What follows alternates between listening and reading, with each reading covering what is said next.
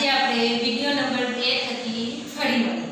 તો આજે આપણે નવું ચેપ્ટર નવું પ્રકરણ જે આપણે શરૂ કરીશું પ્રકરણ નંબર 1।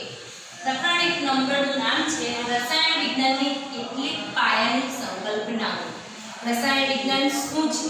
તો કે રસાયણ વિજ્ઞાનને વર્ણવા અને સમજવા માટે માનવીય રીતે સતત પ્રયત્નો થતા રહ્યા છે અને એના કારણે એની જે કેટલીક પાયાની સંકલ્પનાઓ છે એ આપણે સમજીશું। તો એના માટે રસાયણ વિજ્ઞાન ખરેખર શું છે, એની વ્યાખ્યા શું છે? તો રસાયણ વિજ્ઞાનની અંદર તો શું આવે? એક તો એનું દ્રવ્યનું સંગઠન, દ્રવ્યનું બંધારણ અને જે ગુણધર્મો છે એ ગુણધર્મો સાથે સંકળાયેલું વિજ્ઞાન, તેને આપણે શું કહીએ? રસાયણ વિજ્ઞાન। તો રસાયણ વિજ્ઞાનની આપણે સૌપ્રથમ વ્યાખ્યા કરીએ। તો રસાયણ વિજ્ઞાનની વ્યાખ્યા અહીંયા લખી છે, રસાયણ વિજ્ઞાન એ અણુઓ અને તેમના રૂપાંતરણનું વિજ્ઞાન છે। રસાયણ વિજ્ઞાન શું છે? તેના અણુઓ અને તેમના રૂપાંતરણનું વિજ્ઞાન છે। એટલે ખ્યાલ આપણને આવે છે કે રસાયણ વિજ્ઞાન એ અણુઓ અને તેમના રૂપાંતરણનું એક વિજ્ઞાન છે। બીજી વાત કરીએ તો રસાયણ વિજ્ઞાન માત્ર 100 જેટલા તત્વોનું વિજ્ઞાન નથી। રસાયણ વિજ્ઞાન એ કોઈ સ્પેશિયલ કોઈ ચોક્કસ જથ્થો કે સમૂહનું વિજ્ઞાન નથી, પણ રસાયણ વિજ્ઞાન એ માત્ર 100 જેટલા તત્વોનું વિજ્ઞાન નથી, પરંતુ તેમાંથી રચાતા અસંખ્ય વૈવિધ્યસભર અણુઓનું વિજ્ઞાન છે। એટલે રસાયણ વિજ્ઞાન પ્રથમ વાત કરીએ તો એ અણુઓ અને તેમના રૂપાંતરણનું વિજ્ઞાન છે। પછી આપણે વાત કરીએ કે એ જે અણુઓ અને તેમના રૂપાંતરણ થાય છે તેમાંથી રચાતા અસંખ્ય વૈવિધ્યસભર અણુઓનું વિજ્ઞાન છે। તો આ એક વૈજ્ઞાનિક રોવાલ્ડ હોફમેનના મત મુજબની વ્યાખ્યા છે। પ્રકરણની વાત કરીએ કે રસાયણ વિજ્ઞાનની કેટલીક પાયાની સંકલ્પનાઓ, વૈજ્ઞાનિક રોવાલ્ડ હોફમેનના મત મુજબ વ્યાખ્યા મેં અહીં બતાવી છે। તો આ જે રસાયણ વિજ્ઞાનની કેટલીક પાયાની સંકલ્પનાઓ છે તેની અંદર આપણે વાત કરીએ તો એ અણુઓ, પરમાણુઓ અને તેના ગુણધર્મો સાથે સંકળાયેલું વિજ્ઞાન એટલે કે રસાયણ વિજ્ઞાન। તો આપણે આ જે વ્યાખ્યા લખી છે એને યાદ રાખીશું। હવે આપણે વાત કરીએ કે રસાયણ વિજ્ઞાનની અંદર એની અગત્યતા શું છે? રસાયણ વિજ્ઞાનની અગત્યતા શું છે? તો રસાયણ વિજ્ઞાનની અગત્યતા હું સમજાવીશ। તો પહેલા પણ મેં તમને વાત કરી કે જે રસાયણ વિજ્ઞાન છે એ રસાયણ વિજ્ઞાનને માનવીય રીતે સમજવાના ઘણા બધા પ્રયત્નો કર્યા છે અને એ સમજૂતી મેળવવા માટે વિજ્ઞાનની આપણને અગત્યતા શું હોઈ શકે એના વિશે હું તમને સમજાવીશ। તો રસાયણ વિજ્ઞાનની વાત કરીએ તો સમજૂતી ઘણી બધી છે, પરંતુ એના આપણે 3 વિભાગ પાડ્યા છે। તો રસાયણ વિજ્ઞાનની સમજૂતી પ્રમાણે એના આપણે 3 વિભાગ પાડ્યા છે। તો અગત્યતાની અંદર પ્રથમ એક અગત્યની વાત કરું તો પ્રથમ મુદ્દો એ કે એને 3 વિભાગની અંદર વિભાજિત કરવામાં આવી છે। એક તો રસાયણ વિજ્ઞાન, પછી ભૌતિક વિજ્ઞાન, ત્રીજું જીવ વિજ્ઞાન વગેરે। રસાયણ વિજ્ઞાનની અગત્યતાની અંદર પ્રથમ પહેલો મુદ્દો એ છે કે એને સમજવાના ઘણા બધા પ્રયત્નો માનવીય રીતે રજૂ કર્યા છે, પણ એની અગત્યતા આપણે આ પ્રમાણે અલગ અલગ વિભાગોની અંદર કરી શકીએ। બીજી એક અગત્યની વાત કરીએ તો એ ખોરાક તરીકે ખોરાક અને આરોગ્ય ક્ષેત્રમાં રસાયણ વિજ્ઞાન ખૂબ જ જરૂરી અને ઉપયોગી છે। ખૂબ જ જરૂરી અને ઉપયોગી છે। તો જેની અંદર પણ વાત કરીએ તો ખોરાક અને આરોગ્યની વાત કરીએ તો કાર્બનિક અને અકાર્બનિક રસાયણ વિજ્ઞાન રોજિંદા જીવનની અંદર પણ કઈ રીતે ઉપયોગી થાય છે એની આપણે વાત કરીએ તો રસાયણ વિજ્ઞાન ખોરાક અને આરોગ્યની દ્રષ્ટિએ કાર્બનિક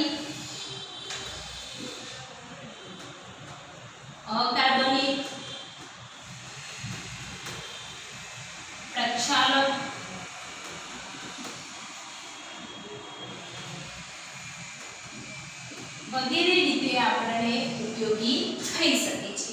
હવે આપણે આગળના મુદ્દા તરફ જઈએ તો રસાયણ વિજ્ઞાન જીવરક્ષક તરીકે પણ ઉપયોગી છે। તો જીવરક્ષક તરીકે રસાયણ વિજ્ઞાનની શી ઉપયોગિતા છે એ સમજાવો।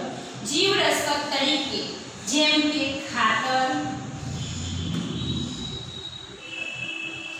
રંગકો, પોલિમર,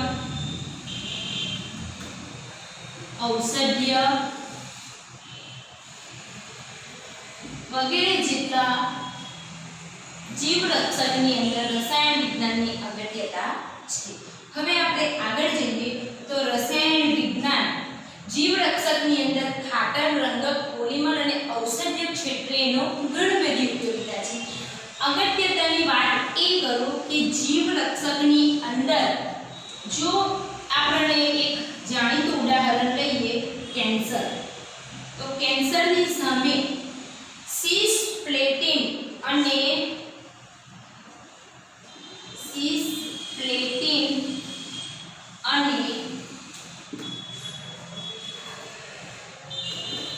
ટેક્સોલ આ બે જે કેન્સર સામે સારવાર આપે છે। આ વાત થઈ સિસ્પ્લેટિન અને ટેક્સોલ જે નામની ઔષધિ આપણને કેન્સર રોગની સામે સારવાર આપે છે। એટલા માટે આ કેન્સર સામે પણ આ એક રીતે અગત્યના છે।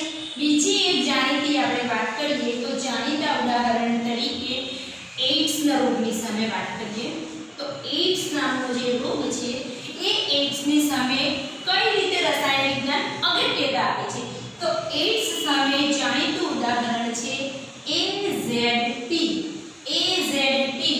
એઝિડોથાઇમિન।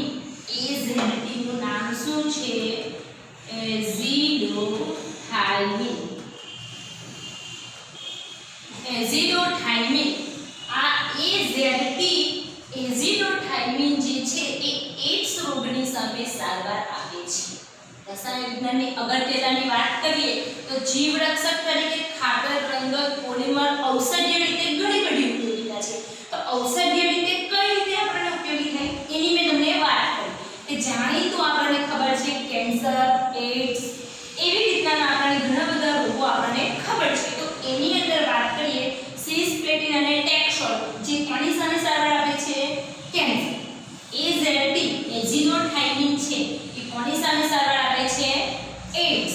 તો આ આપણને તમને ઘણી સમજૂતી આપી।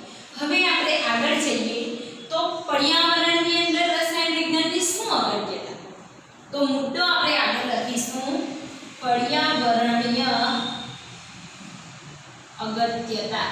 પર્યાવરણની અંદર શી અગત્યતા છે તો પર્યાવરણની અંદર પણ આપણે જોઈ શકો છો ગ્રીન હાઉસ અસર થાય, તાપમાન વધી જાય, ઓઝોન સ્તરનું ક્ષયન થાય, આવી ઘણી બધી પ્રવૃત્તિ જે છે કે જેની અંદર રસાયણ વિજ્ઞાનની અગત્યતા થાય છે।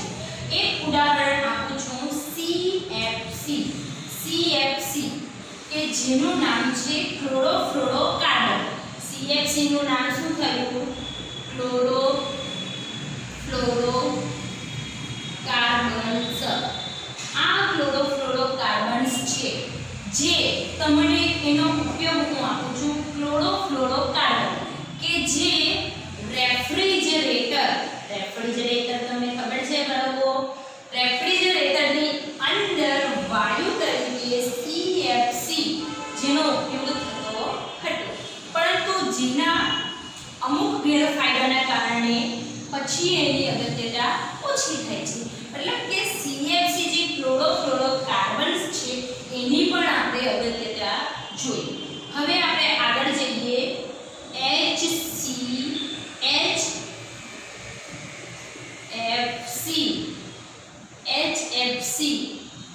ટેટ્રાફ્લોરોઇથેન। આનું એક હું તમને નવું નામ આપું છું 1112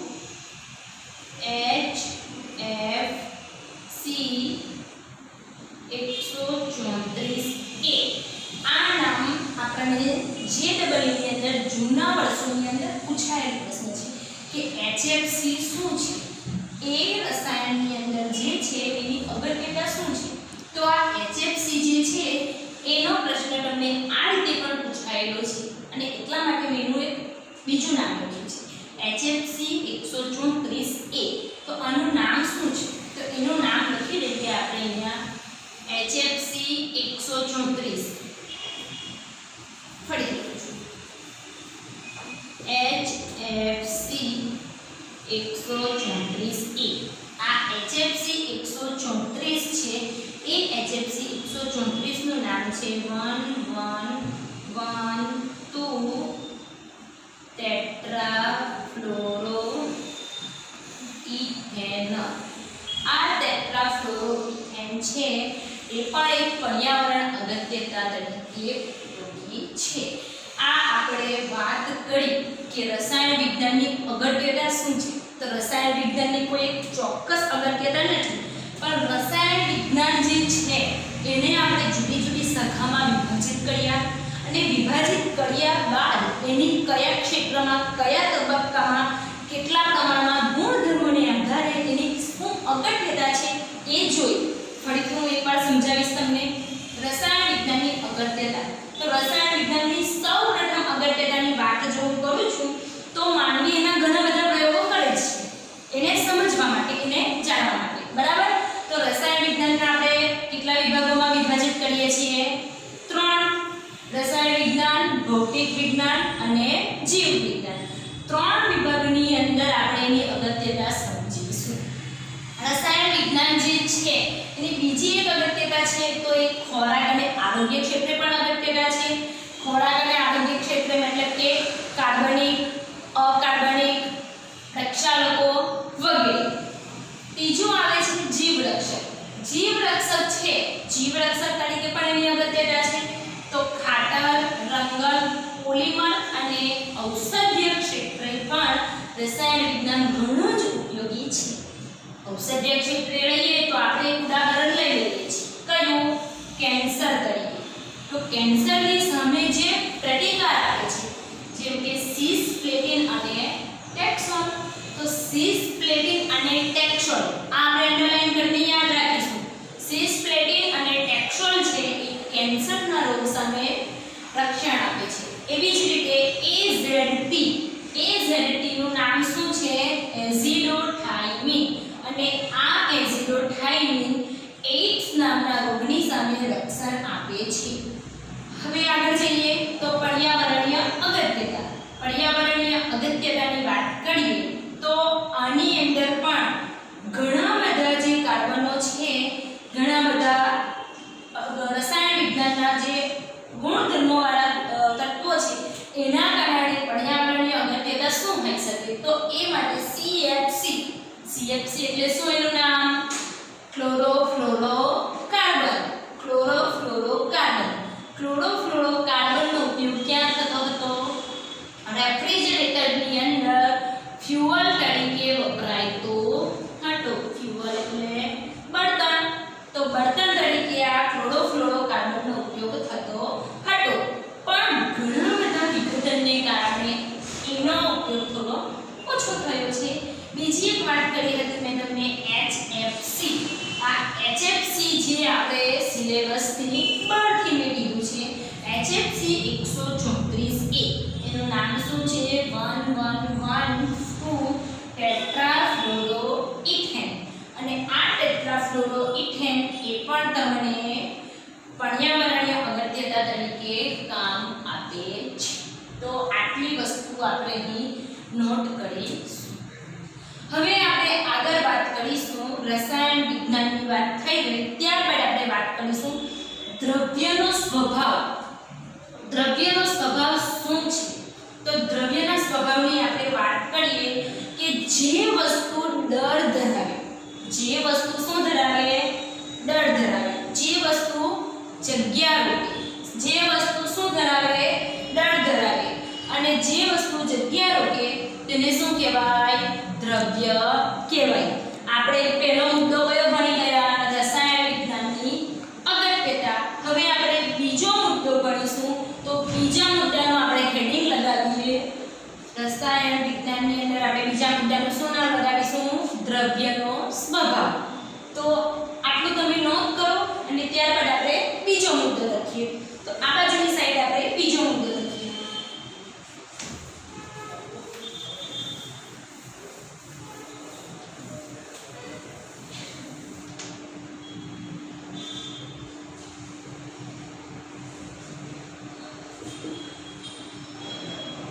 દ્રવ્યનો સ્વભાવ.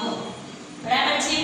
દ્રવ્યનો સ્વભાવ. તો દ્રવ્યના સ્વભાવની મેં શું વ્યાખ્યા આપી કે જે વસ્તુનું દર હોય, જે વસ્તુનું શું હોય, દર હોય, અથવા તો જે વસ્તુ જગ્યા રોકે છે, જે વસ્તુ શું રોકે છે, જગ્યા રોકે છે, તેને શું કહેવાય, દ્રવ્ય કહેવાય. દ્રવ્યનો આપણે શું સમજવાના છે, સ્વભાવ, કે દ્રવ્ય શું છે. તો દ્રવ્ય શું છે એ માટે આપણને સૌપ્રથમ દ્રવ્ય શું છે એની સમજૂતી હોવી જોઈએ. તો દ્રવ્ય શું છે કે જે વસ્તુનું દળ હોય, દળ એટલે શું, વજન હોય. બીજી વાત કરીએ કે જે વસ્તુ શું કરે, જગ્યા રોકે. દાખલા તરીકે આપણે આ પેન છે, બરાબર છે? તો આ પેન શું કરે છે, એને હું અહીંયા મૂકું છું અથવા તો હું એને અહીંયા મૂકું છું, તો આ પેન શું કરે છે, જગ્યા રોકે છે. તો આ જે વાત થઈ, તો પેનને પણ શું કહી શકાય, દ્રવ્ય છે. મતલબ કે એક કોઈ વસ્તુ છે કે જેનું શું છે, જગ્યા રોકે છે, એનું ચોક્કસ વજન છે, તો એને શું કહેવાશે, દ્રવ્ય. તો આ દ્રવ્યના સ્વભાવની આપણે વાત કરીએ. તો હવે દ્રવ્યના સ્વભાવની વાત કરવા માટે દ્રવ્યનો સ્વભાવ શું હોઈ શકે એના વિશે આપણે વિગતવાર સમજીશું. તો દ્રવ્યના વિભાગની વાત કરીએ તો દ્રવ્ય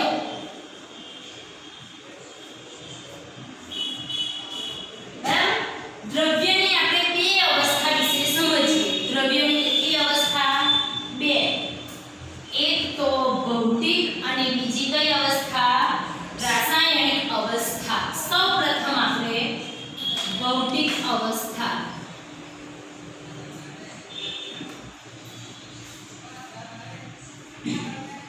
દ્રવ્યની વાત આપણે કરી તો દ્રવ્યની બે અવસ્થા, એક ભૌતિક અવસ્થા અને બીજી કઈ અવસ્થા, રાસાયણિક અવસ્થા.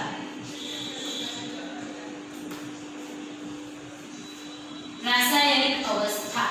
દ્રવ્ય શું છે, દ્રવ્ય શું છે, જે વસ્તુનું દર હોય, જે વસ્તુ જગ્યા રોકતી હોય, એને શું કહેવાય, દ્રવ્ય કહેવાય. તો દ્રવ્યની કેટલી અવસ્થા, બે, ભૌતિક અને રાસાયણિક. ભૌતિક અવસ્થા, તો ભૌતિક અવસ્થાના ત્રણ ભાગ છે. ભૌતિક અવસ્થાના ત્રણ ભાગ છે. એક તો ઘન, પ્રવાહી અને વાયુ સ્વરૂપ. બરાબર છે? દ્રવ્યની ભૌતિક અવસ્થા, રાસાયણિક અવસ્થા. ભૌતિક અવસ્થાના કેટલા પ્રકાર, ત્રણ, ઘન, પ્રવાહી અને વાયુ. તો આ એક વાત થઈ. હવે આ બાજુ વાત કરીએ કે ઘન. તમે કોઈ વસ્તુ જોઈ હશે તમારી આજુબાજુ, ડસ્ટર છે, પેન છે, ચોપડી છે, બરાબર છે, ટેબલ, ખુરશી, આ બધી જે વસ્તુ છે જેની સંરચના છે કે જેની અંદર એના અણુઓનું સ્થાન એકબીજાની નજીક હોય. મતલબ કે અણુઓની વ્યવસ્થા કેવી હોય, એક સરખી રીતે અણુઓ ગોઠવાયેલા હોય, તેને આપણે ઘન પદાર્થ તરીકે કહીશું. દાખલા તરીકે એક આ બોક્સ લીધું છે, બરાબર છે? તો આ બોક્સની અંદર દ્રવ્યના કણો આમ એકબીજા સાથે વ્યવસ્થિત રીતે ગોઠવાયેલા હોય છે. આ પદાર્થને શેમાં આપણે સમાવેશ કરીશું, ઘન પદાર્થ તરીકે ઓળખીશું. કારણ શું છે આમાં, કે આની અંદર પદાર્થના કણો, એના અણુઓ કેવી રીતે વ્યવસ્થિત રીતે ગોઠવાયેલા છે. તો આને આપણે શું કહીશું, ઘન પદાર્થ તરીકે ઓળખીએ છીએ. બરાબર? બીજી વાત કરીએ છીએ પ્રવાહી. તો પ્રવાહીની આપણે સમજૂતી કેવી રીતે મેળવીએ. દાખલા તરીકે કોઈ એક ગ્લાસ લીધો છે અને એ ગ્લાસની અંદર શું છે, પાણી. એક તમે બોક્સ લો, એક દસ્તર લો, આ પેન છે, પેનની અંદર અણુઓનું સ્થાન કેવું છે, એકબીજાથી નજીક. અને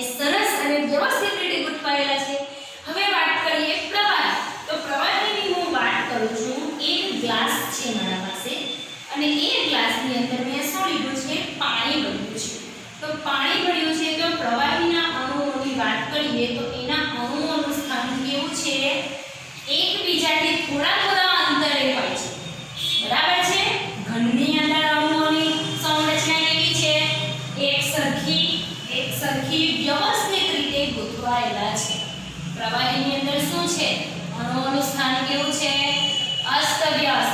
કોના કરતા અસ્તવ્યસ્ત? ઘનની હાજરીમાં, ઘનની આપણે સરખામણી પ્રવાહી સાથે કરીએ તો પ્રવાહીના અણુઓનું સ્થાન કેવું હોય છે? થોડું થોડું અસ્તવ્યસ્ત હોય છે. તો આ આપણે પ્રવાહી પદાર્થની અવસ્થાની વાત કરી તો એના અણુઓનું સ્થાન આ રીતનું હોય છે.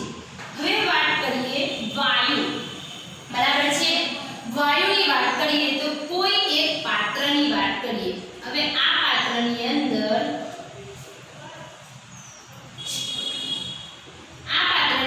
વાયુના અણુઓ એકદમ છૂટા છવાયેલા રહેલા હોય છે. વાયુના અણુઓ કેવા હોય? એકદમ છૂટા છવાયેલા. કોના કરતા? પ્રવાહીની અંદર આપણે શું જોયું? એના અણુઓ કેવા હોય છે? અસ્તવ્યસ્ત, છૂટા છવાયેલા. એની સંરચના કેવી હોય છે? ઘન પદાર્થ કરતા ઓછી હોય છે. ઘન પદાર્થની અંદર અણુઓની ગોઠવણી કેવી હોય છે? વ્યવસ્થિત, નિયમિત રીતે અણુઓ એકદમ સરસ રીતે ગોઠવાયેલા છે. જ્યારે પ્રવાહીની અંદર શું છે? એના અણુઓ કેવી રીતે ગોઠવાયેલા છે? અસ્તવ્યસ્ત. અને વાયુની વાત કરીએ તો વાયુની અંદર પણ તેના અણુઓનું સ્થાન ચોક્કસ નથી. આ વાત થઈ આપણે કોની વાત કરી? ભૌતિક અવસ્થાની વાત કરી. ભૌતિક અવસ્થાની કેટલી અવસ્થાઓને વિભાજિત કરી છે આપણે? 3. ઘન, પ્રવાહી અને વાયુ. આપણી બુકની અંદર આ રીતની આકૃતિ આપેલ છે, બરાબર છે? તમને આ જે કોથો ડાયાગ્રામ આપેલો છે જો એ તમને સમજમાં પડતી હોય તો આ પણ તમે લખી શકો છો. આગળ આવીએ. દ્રવ્યની બીજી અવસ્થાનું શું નામ? રાસાયણિક અવસ્થા. અને રાસાયણિક અવસ્થાના 3 વિભાગ પડે છે. રાસાયણિક અવસ્થાના બીજા 3 વિભાગ પડે છે. તો રાસાયણિક વિભાગના 3 વિભાગ પડે છે અવસ્થાના. તો પહેલું અવસ્થાનું નામ છે તત્વ. પહેલું શું છે? તત્વ. બીજી વાત કરીએ તો સંયોજન. બીજી વાત કરીએ તો શું? સંયોજન. અને ત્રીજી વાત કરીએ તો મિશ્રણ. ત્રીજી વાત શું કરીએ? મિશ્રણ. એટલે રસાયણ અવસ્થા છે એ રસાયણ અવસ્થાની અંદર 3 વિભાગ પડે છે: તત્વ, સંયોજન અને મિશ્રણ. તત્વ શું છે? આપણે ધોરણ 10 માં પણ ભણી આવ્યા છીએ. તત્વ શું છે? તત્વ એક નાનામાં નાનો કણ છે. તત્વ શું છે? નાનામાં નાનો કણ છે.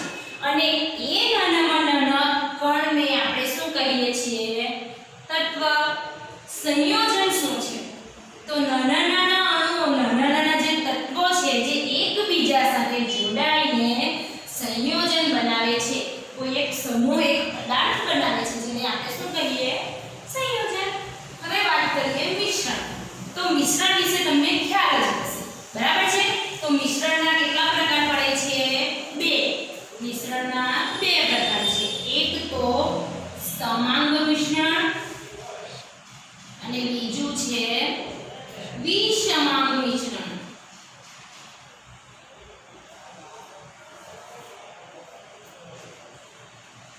વિષમાંગ મિશ્રણ, બરાબર છે? મિશ્રણના 2 પ્રકાર, સમાંગ મિશ્રણ અને વિષમાંગ મિશ્રણ. તો સમાંગ મિશ્રણ અને વિષમાંગ મિશ્રણ એટલે શું? તો હું તમને એક ઉદાહરણ આપું.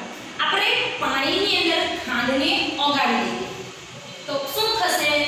ખાંડના જેટલા પણ કણો છે, ખાંડના જેટલા પણ કણો છે, એના જે નાના નાના પાર્ટિકલ્સ છે એ પાણીની અંદર સંપૂર્ણ રીતે દ્રાવ્ય થઈ જાય છે, બરાબર છે ને? આપણે ભણી ગયા છીએ કે ખાંડનું પાણીમાં દ્રાવણ. ખાંડનું આપણે શેમાં બનાવીએ દ્રાવણ? પાણીમાં. બીજું ઉદાહરણ લઈએ મીઠું. તો મીઠું પણ આપણે શું કરીએ છીએ? પાણીની અંદર ઓગાળી દઈએ છીએ.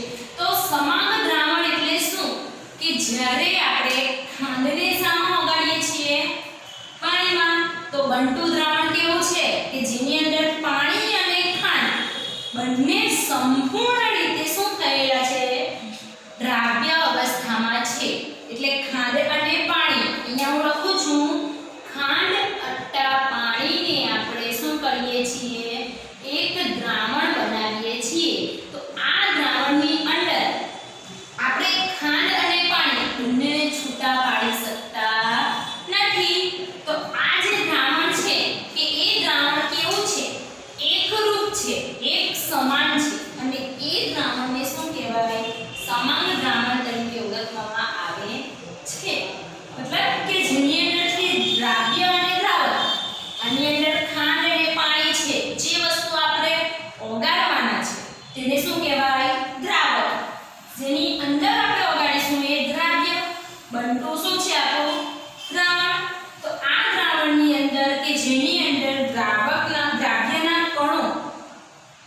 દ્રાવ્યના કણો જે છે એને આપણે બહાર કાઢી શકતા નથી દ્રાવણ આપણું એક સમાન છે તો એને આપણે સમાન મિશ્રણ તરીકે ઓળખીએ છીએ બીજી વાત કરીએ વિસમાન મિશ્રણ એટલે તમને ખ્યાલ આવી જશે વિસમાન એટલે શું કે જેના કણો બંને પદાર્થો આપણે એક સમાન દ્રાવણ બનશે નહીં દાખલા તરીકે એક ઉદાહરણ આપો તમે ઘઉંની અંદર થોડા કાકડા નાખી દો તો સાફ કરી શકાય ને ઘઉં અને કાકડા બંનેને આપણે શું કરી શકીએ છીએ અલગ કરી શકીએ છીએ દાખલા તરીકે આપણે પાણીની અંદર તેલ નાખી દઈએ તો શું થાય છે આપણું દ્રાવણ કેવું બને છે એક સમાન બનતું નથી ઘઉં અથવા તો ચોખા અને કાકડા ત્રણને આપણે ભેગા કરીએ અને એને આપણે શું કરવાના છીએ અલગ કરવાના છે તો એ સરળતાથી અલગ થઈ શકે છે મતલબ કે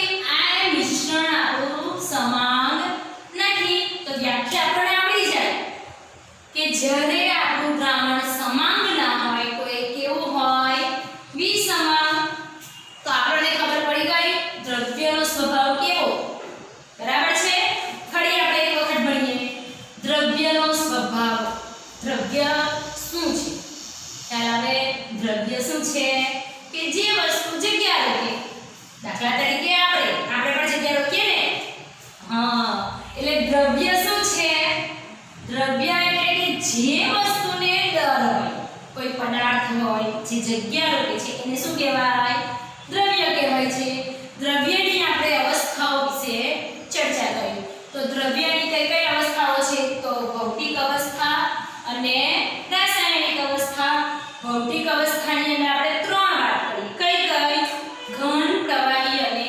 વાયુ બીજી અવસ્થા કઈ આપણી રાસાયણિક અવસ્થાની અંદર તત્વ સંયોજન અને મિશ્રણ તત્વ શું છે નાનામાં નાનો કણ સંયોજન અને મિશ્રણના બે પ્રકાર છે સમાન અને વિસમાન હવે આપણે વાત કરીએ છેલ્લા મુદ્દાની આપણે વાત કરીએ કે ઘન પ્રવાહી અને વાયુ છે બરાબર છે એની લાક્ષણિકતા શું હશે આપણે લાક્ષણિકતા ભણવી પડે ને લાક્ષણિકતા શું એટલે એના ગુણધર્મો તો વાત કરીએ કે ઘન પદાર્થ છે લાક્ષણિકતા આપણે ઉપર લખીએ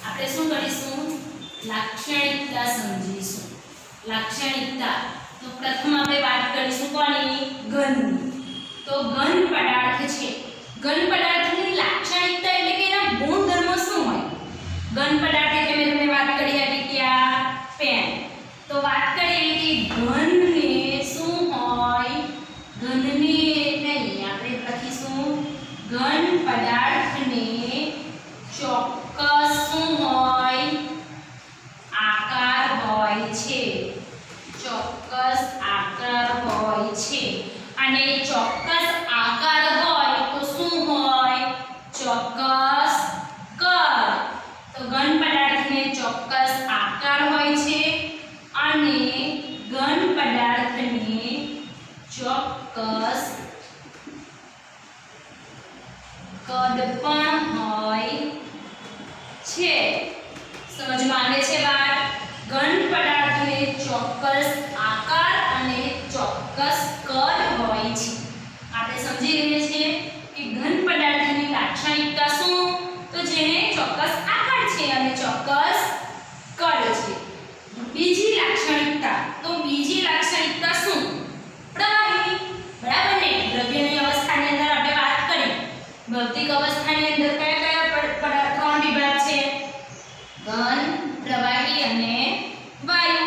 ઘનની વાત કરીએ આપણે કે એને ચોક્કસ આકાર છે અને ચોક્કસ કદ.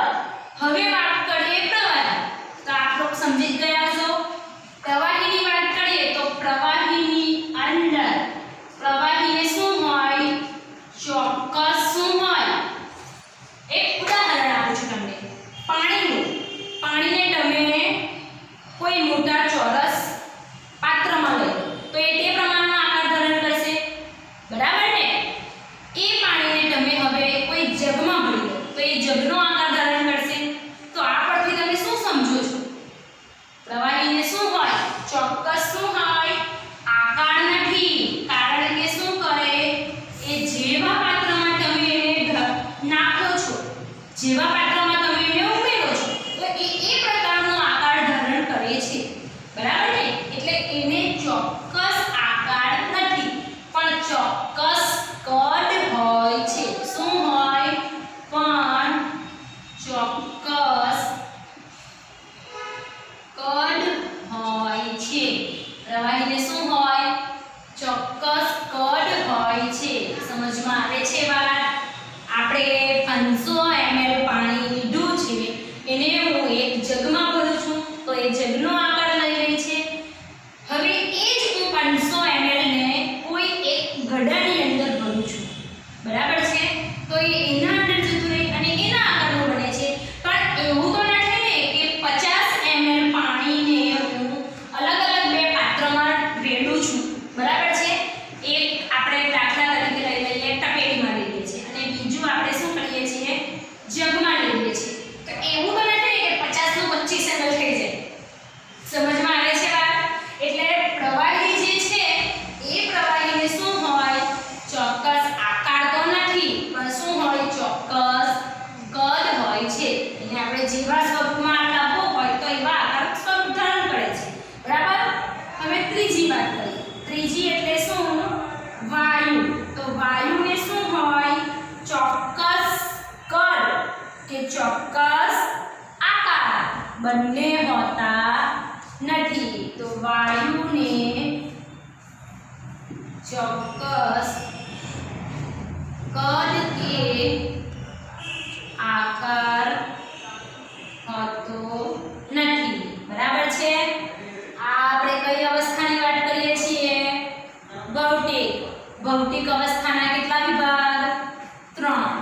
ઘન, પ્રવાહી, વાયુ. 3 સ્વરૂપને આપણે ઓળખીએ છીએ.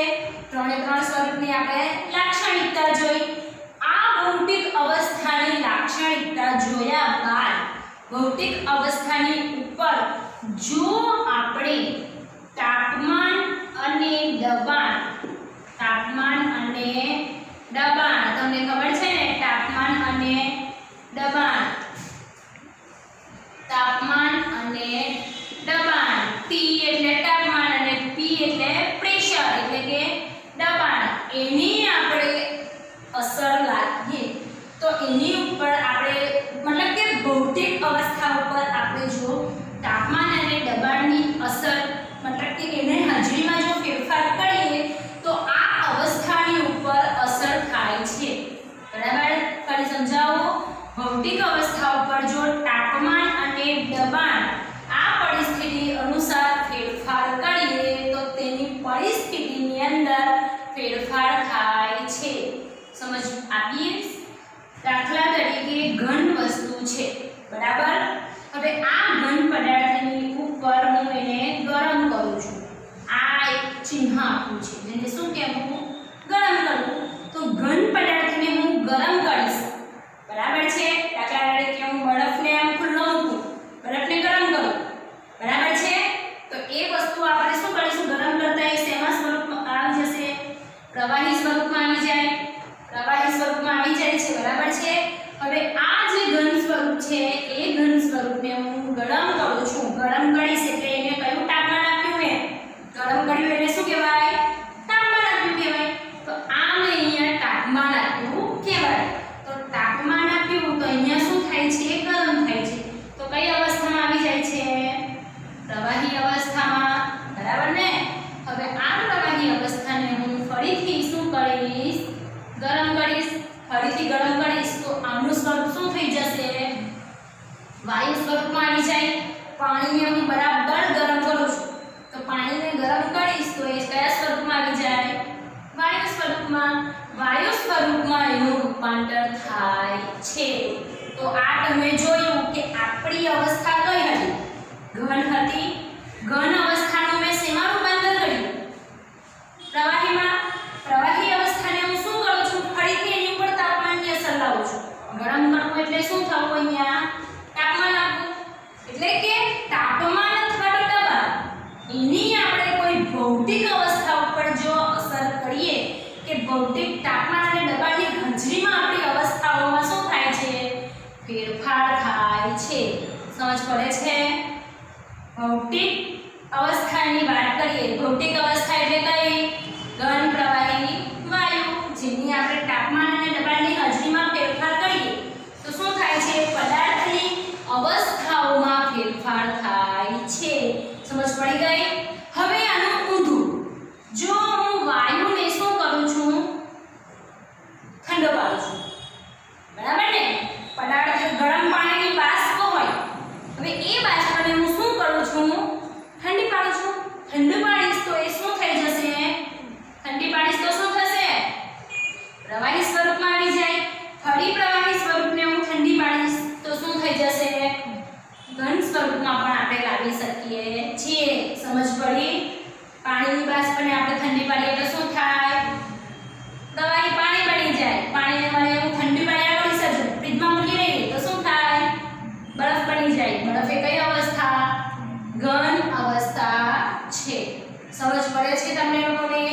તત્વ શું છે આપણે વાત કરી હતી. હું ફરીથી એકવાર સમજાવીશ તમને. તત્વ શું છે? ફરી આપણે પહેલેથી જોઈએ. દ્રવ્યની અવસ્થાની વાત કરીએ તો દ્રવ્યનો સ્વભાવ.